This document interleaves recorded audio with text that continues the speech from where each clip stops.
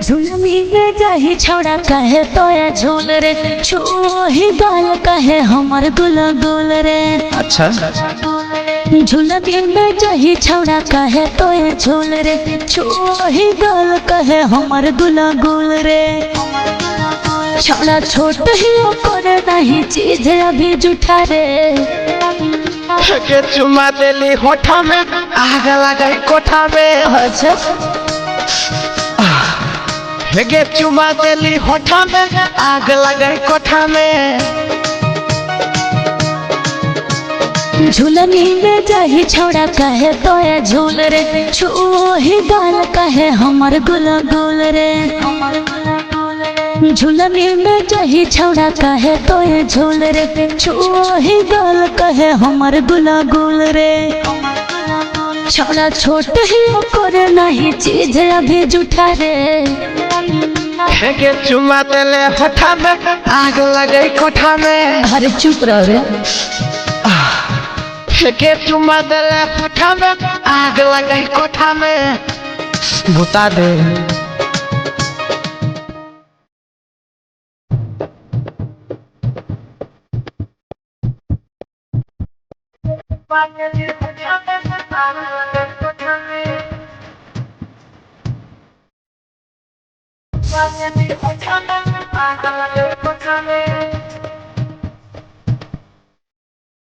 बस छौड़ा बस अब करे नहीं देर रे। लेबो नहीं कम छोड़ी लेबो हमें ढेर गे।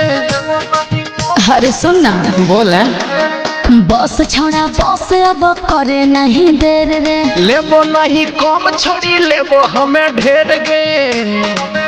छौड़ा हमें तो मरम ही तो ते हथा कथा रे। अच्छा के चुमा देली होठा में आग लगो कोठा में। के चुमा देले होठा में आग लगे कोठा में। बुता दे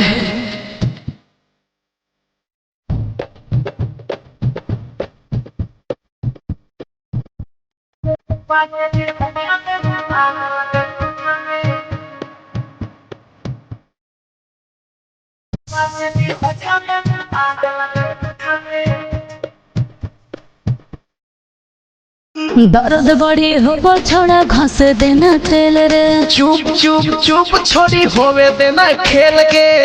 अरे सुन ना बोले दर्द बड़ी हो छौड़ा घस देना तेल रे। चुप चुप चुप छोड़ी होवे देना खेल के।